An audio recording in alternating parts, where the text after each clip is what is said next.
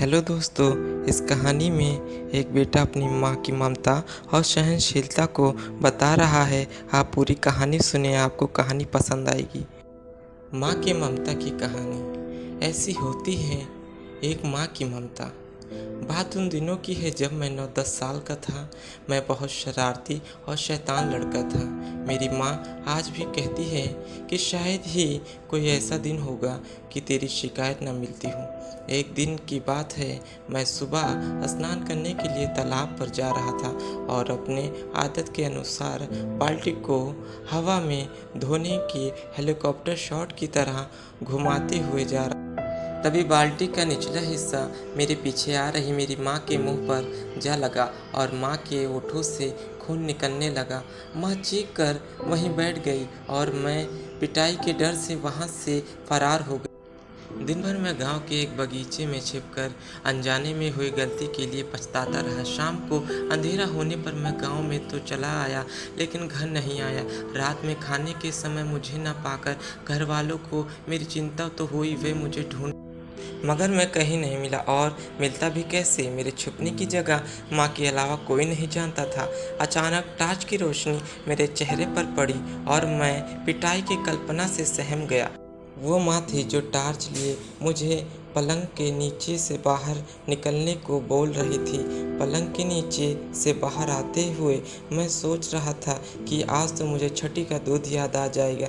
लेकिन ये क्या, माँ ने न केवल पापा और भैया के मार से बचाया बल्कि अपने हाथों से खाना भी खिलाया, क्योंकि मैं शर्मिंदगी की वजह से खाना भी नहीं खा रहा था।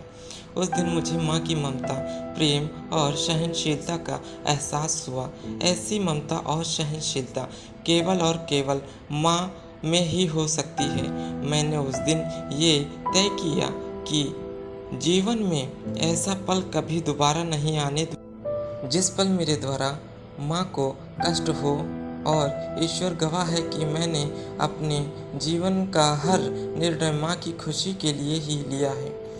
दोस्तों, माँ की ममता का मूल्य तो ईश्वर भी नहीं चुका सकते, फिर हम तो मनुष्य हैं। मुझे आज भी बचपन के वे दिन जब मेरी माँ रात के खाने में गिनकर मिली हुई 5 रोटियों में से 2 रोटी मेरी सुबह के नाश्ते के लिए रख देती थी। आज जब मैं सोचता हूँ कि दिन भर मेहनत करने के बावजूद 3 रोटियों में माँ का पेट कैसे भरता होगा, तो बहुत दुख होता। माँ के इस उपकार का बदला शायद मैं 7 जन्मों में भी न चुका पाऊँगा। माँ का यह निस्वार्थ प्रेम ही दुनिया की सबसे बड़ी दौलत है और बड़े खुशनसीब हैं वे लोग जिन्हें ये दौलत मिलती है। माँ के आंचल के घने छाँव में बैठकर जो सुकून मिलता वह दुनिया में कहीं भी नहीं मिल सकता। महाभारत में युधिष्ठिर ने यश के सवालों का जवाब देते हुए कहा था कि धरती से भी बड़ी माँ है। परंतु आज जब मैं ज़मीन के एक छोटे से टुकड़े के लिए किसी माँ का अनादर देखता हूँ तो सोचता हूँ कि कितने बदनसीब हैं वे लोग जो अपने माँ की ममता और त्याग को भूलकर उनका अपमान करते हैं। कितने अभागे हैं वे लोग जो ज़मीन जायदाद अपने माँ की ममता को और त्याग को भूलकर उनका अपमान करते हैं।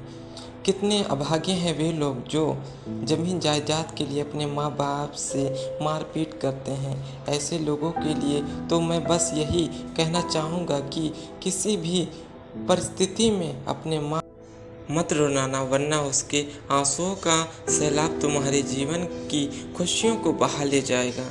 Thank you guys watching this video.